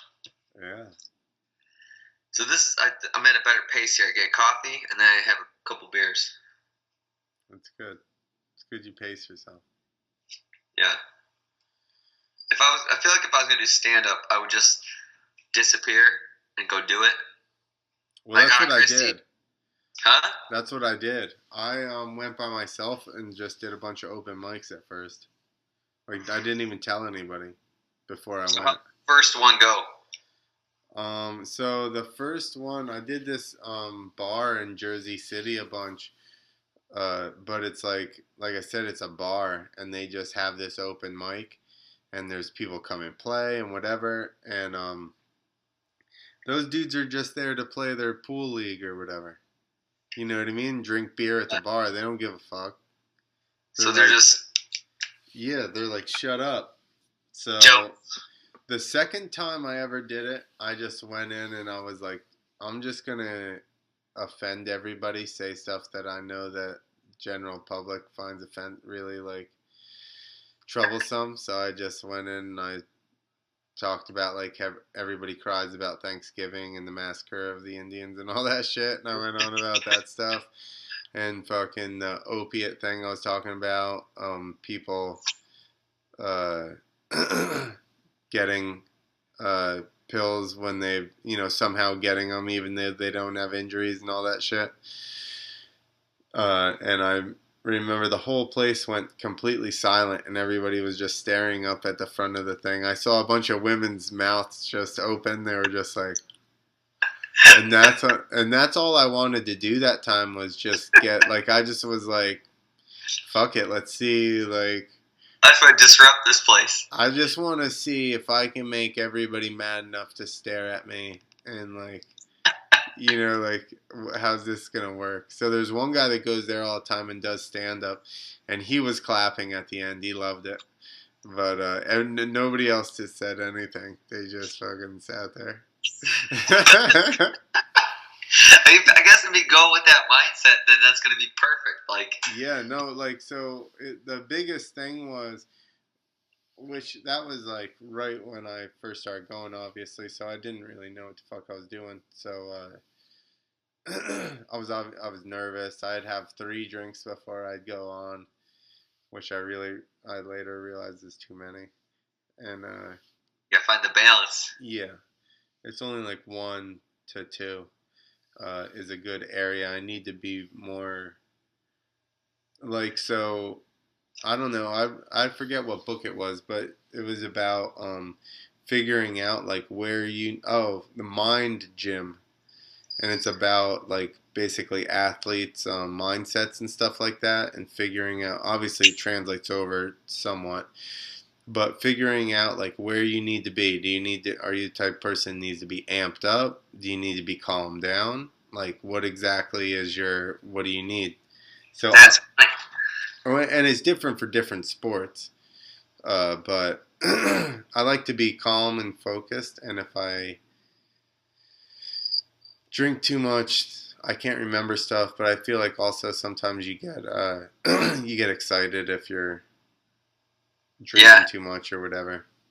Well, that's funny you say that because I was just talking to my dad about Isaac, my son. He's amped all the time, like he's wild. And I always tell my dad, I'm like, Isaac's just like you, like my dad. Like he gets amped. He's like almost like he get out of control real fast. Because my dad, he'll get on a bike and gets wild real quick. So whenever I race, my dad's like, "You ready? You pumped up? Let's do it." I'm like he wasn't a mini dad at all, but he would just try to get me psyched up, like he thought that's what I needed. And I'm not like that. Like before a race, I just want to chill. Like I would take naps at the track because even before we did shows, I would just I wanted to lay down and fall asleep because that's how I like level out. And my dad's like, "I don't know how you sleep before these things because he gets amped." And then I was talking, so we were talking about Isaac. I'm the same as you. I would get even worked up after practice. We'd practice and stuff, and all those nerves and stuff. I would like have so much adrenaline from practice that afterwards, I'm just like, I gotta sleep. Yeah, or just take it down. In practice, I'd crash, and like not Ed Rossi. He's got to stay amped all the time. Yeah, I'm like, no, I just need to I can come out of a sleep and go do a show. I used to love when I was young. I would get fully dressed and lay down like in the shade and take a nap before my race, and I would love to be woken up, be like, "Hey, it's time for your moto. You got to go right now," and then go directly to the line because I was totally calm. I just there was no the brain wasn't preconceiving any what's gonna happen. No, it's meditating. You're clearing your brain, and they're like, "Go." I remember one time I was racing, and my dad, he was a car salesman. He had a truck with a little screen in it, and we were watching Wild Things, which we should not have watched. I was like fucking 15 or whatever, and we're watching it, and all of a sudden, here comes everybody around the third turn. And my dad's like, "That's your class."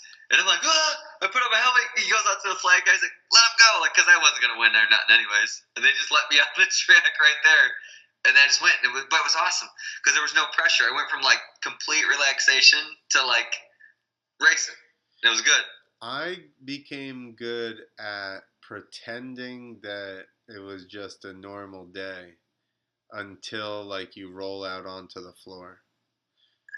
Yeah. You know, basically I'm just going through motions, and then all of a sudden it's too late for you to fucking think or back out or anything. Yeah, exactly. And now we just have to focus on task at hand. But I don't do that with comedy. I guess as my set gets more dialed, the video I posted, that set I've been doing for a while, and it's basically all of it keeps changing, but I'd done that one a bunch of times, so when I went to do it there, I was really comfortable and confident. And even the guy that holds those things there was like, "You look like you were in the pocket," and he was like you were really comfortable up there, and I kind of that's the most comfortable I felt doing it.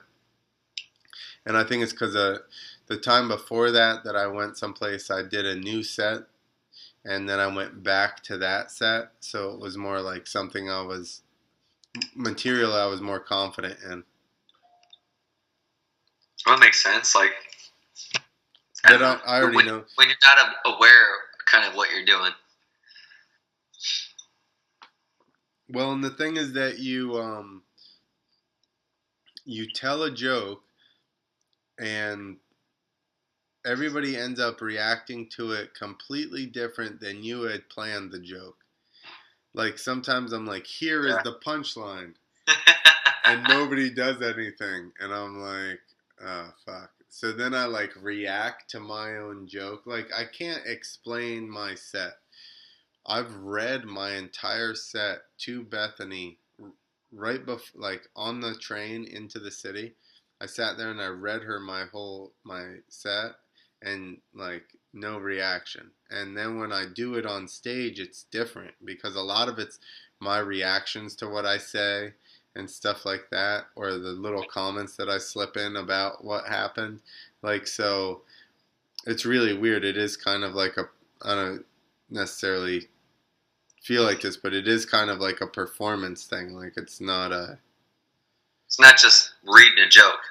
They're not actually jokes. Like if you were to if somebody were to read those jokes, they would be like, these are not jokes. Yeah. But as it's told, like it becomes funny. So. Well, that's what it was crazy to me. Like when I started listening to Joe Rogan podcast and him and other comedians talk, and they talk about how they went to like the I don't know, whatever the local ones in LA were, and they would like work out material. Yeah. So they would have jokes. And it's like I never thought of it like this. Like, oh, Me that works, neither. that doesn't. That shit has helped me. Yeah, but it's Listening crazy because I always thought you just like, oh, you write a joke, you're funny as shit. And the funniest people go and they try it out, and then they learn when to do a punchline or what's the punchline. It's like I never even thought that was a thing, you know? That's what I've been learning is that it's not a lot of times, and it's everybody's style is different, obviously, but yeah, but you still need to feel out like your own jokes against people. Yeah, the punchlines end up being different than where I initially think they are. The other weird thing is I'll write all this stuff out, and then like on stage I'll naturally omit things that don't need to be in there. Yeah.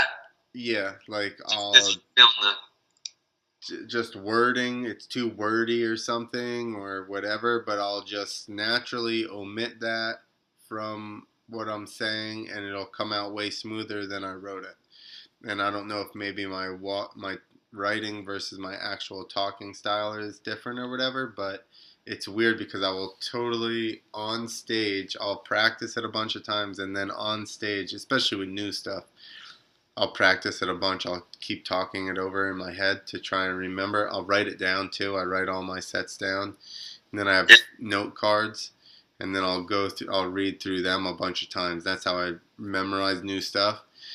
The one time we went out, we did something. We went out late. We got super drunk, and then the next day I'm like super hungover, and I decided to do a totally new set. So I wrote a totally new set, just super hungover in the morning, and then did that one that night.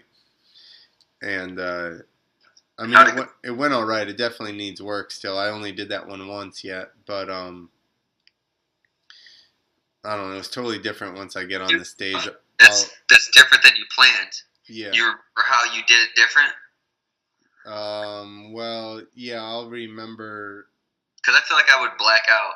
Well, it's really weird. I can't say that my sets are exactly the same every time I do them.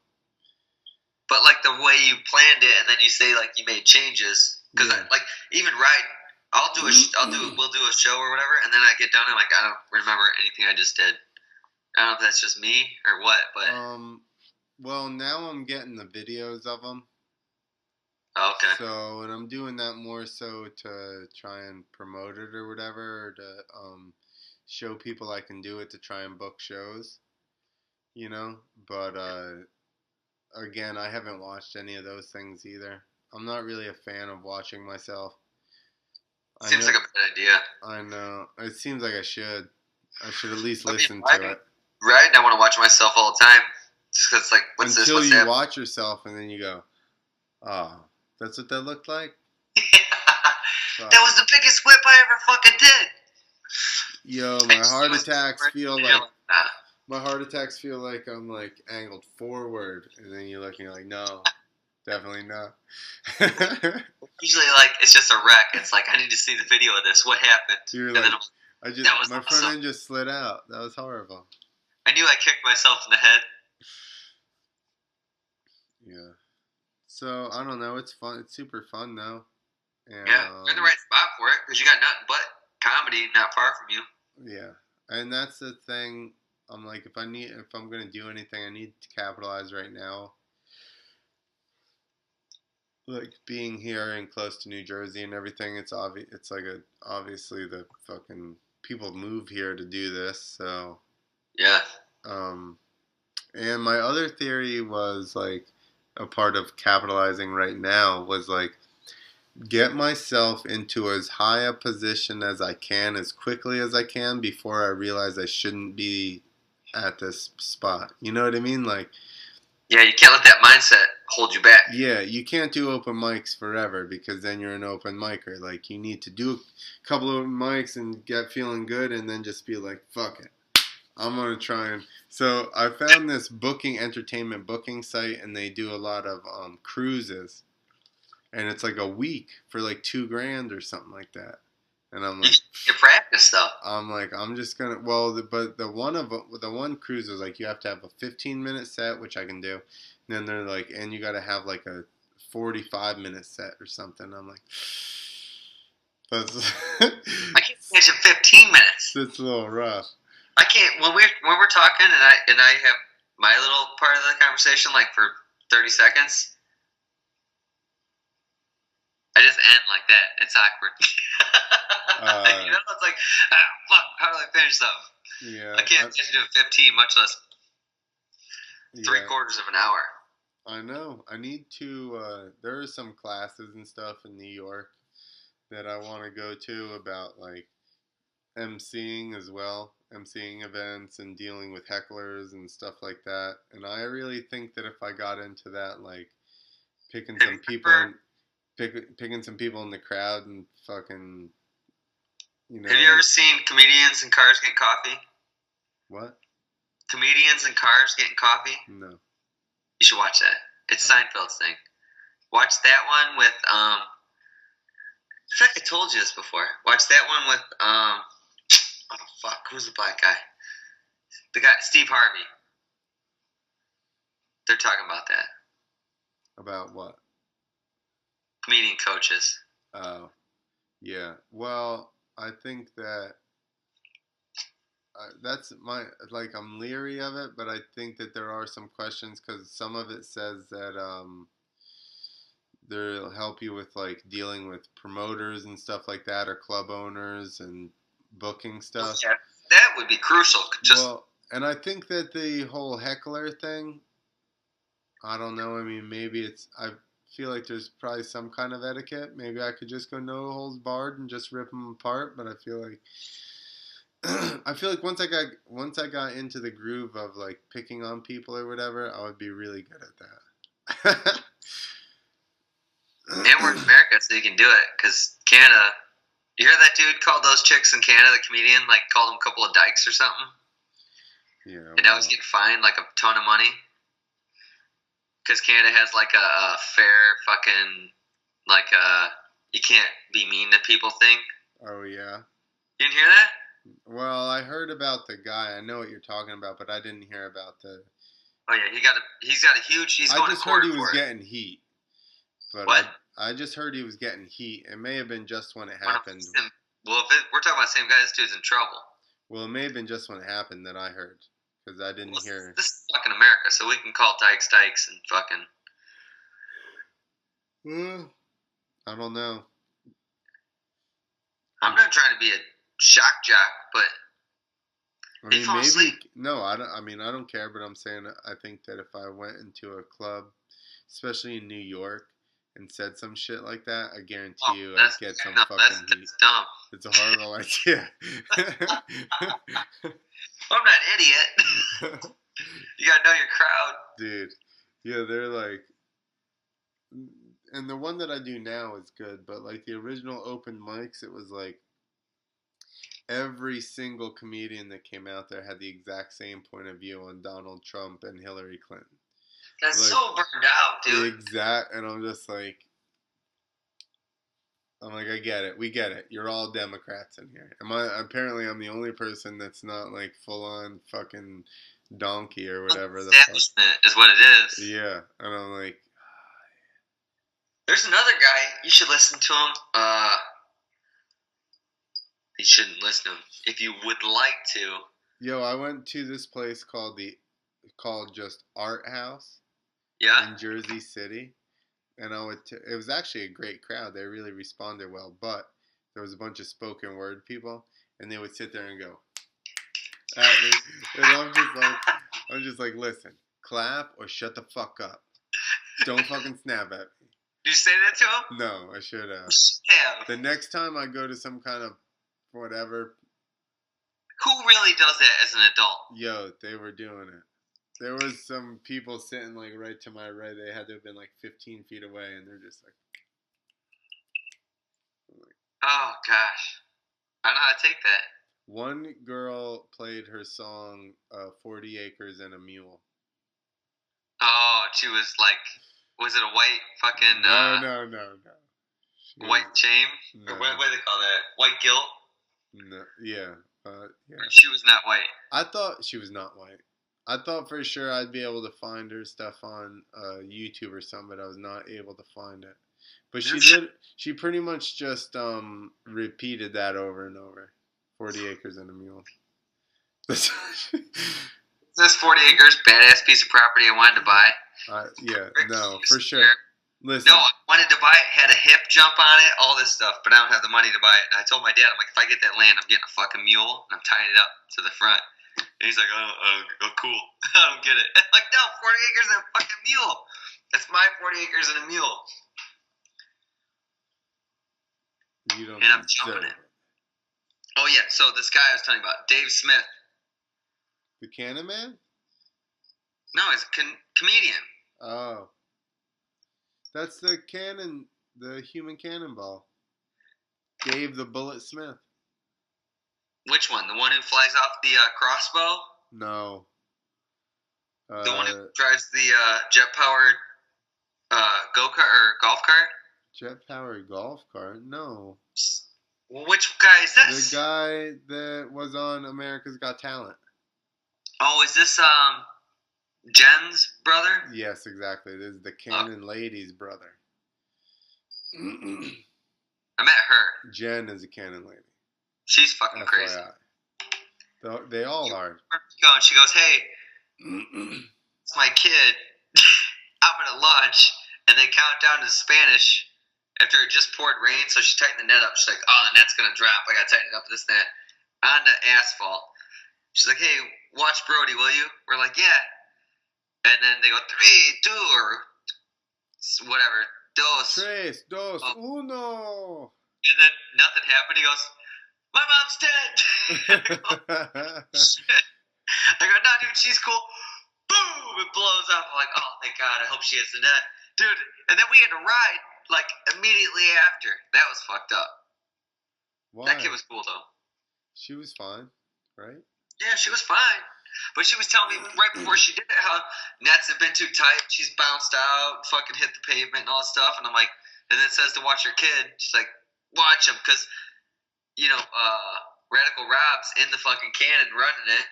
Yeah. So both his parents are right there. And I call him Little Joe Dirt, was hanging out with all the dirt bikers. That was crazy. He was rad. I was around that kid when he was like baby. I think he was fucking 6 or 7 when I saw him. No, he was like 2. We were riding like little scooters around we were racing around in the arenas. She was on tour with us for probably 3 years.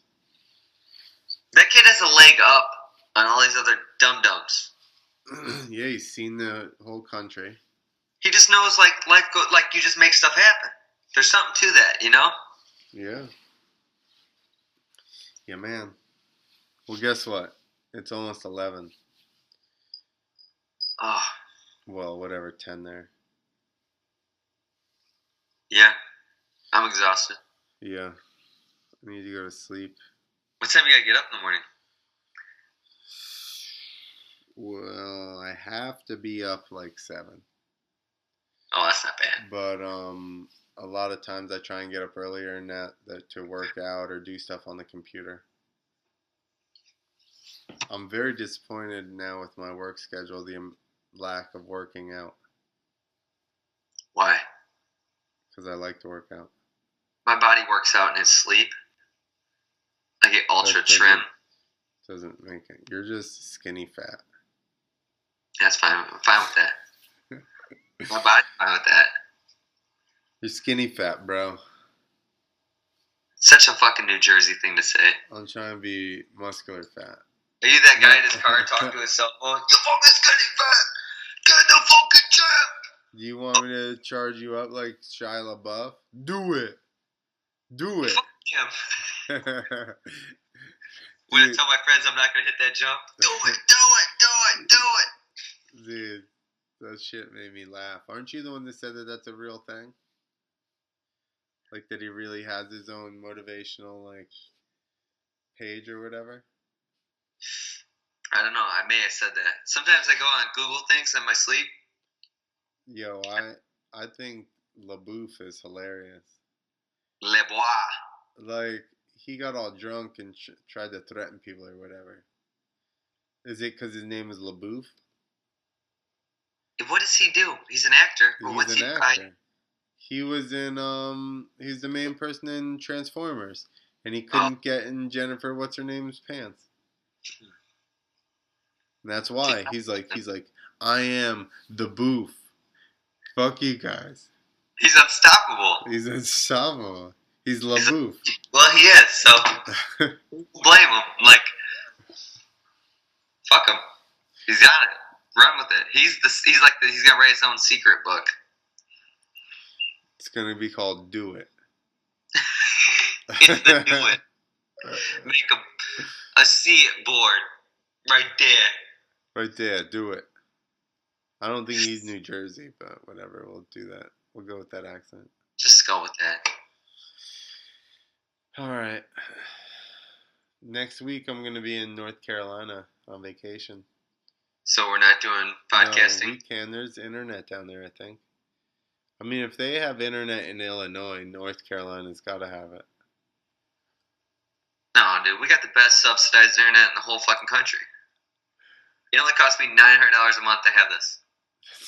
That's it? How much do you get back at the end of the year? $1,000 for internet?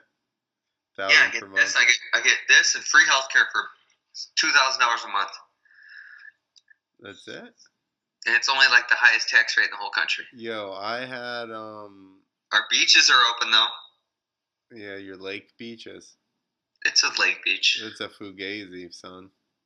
Nobody wants your fucking Atlantic Ocean bullshit. It's not a real beach. Salty. It's all salty.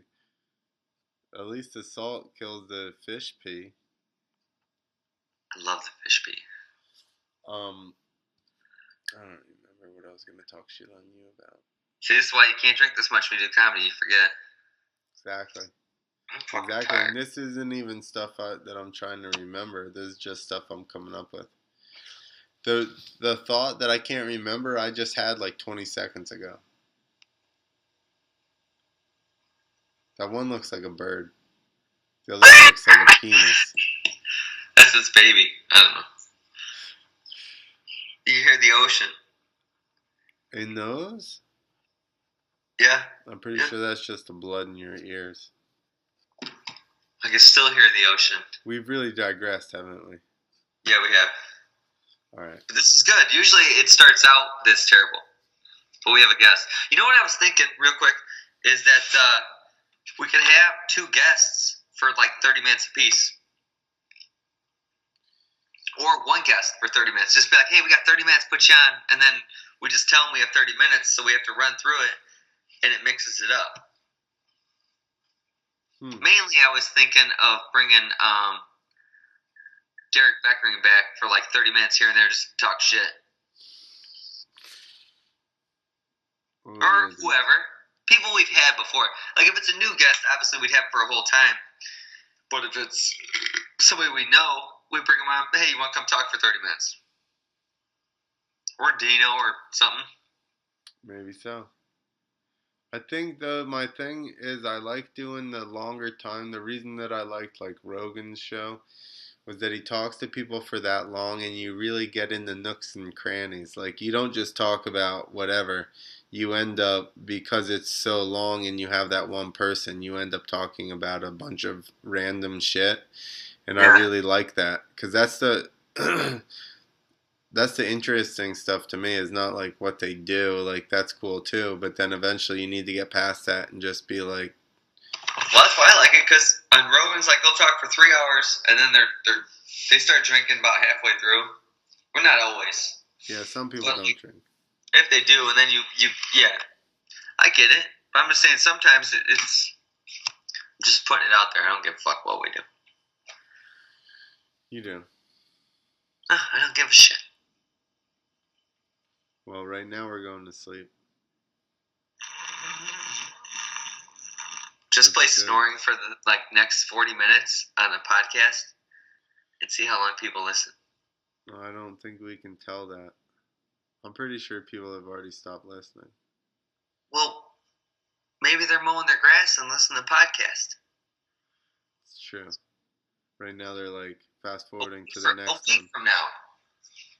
Yeah. Well, no, but see, it's still right now to them. You know what we gotta do also? Hey, if it's a week from now, it's still right now to them. All right, we also have to Right tag now. in everybody we mention and we talk about for more than 5 minutes. Yeah. We got to put them in the description. Easy for you to say. I do all that stuff. I gotta. Listen, What? I'm just trying to make things happen, Clint. We're Okay. gonna have to remember who the fuck we talk about then, because I don't even know who we talked about. I thought about it halfway through. I did not write it down. I just have my work pad. I didn't write shit down. But Good next time, I'm gonna start writing it down, and then I'm gonna be like, these people. All right. All right, everybody, fucking keep the rubber side down unless you're doing double backs. Then take your hands off. Don't be a pussy. It's not stopping. All right. Now we're Toodles, stopping. Clint.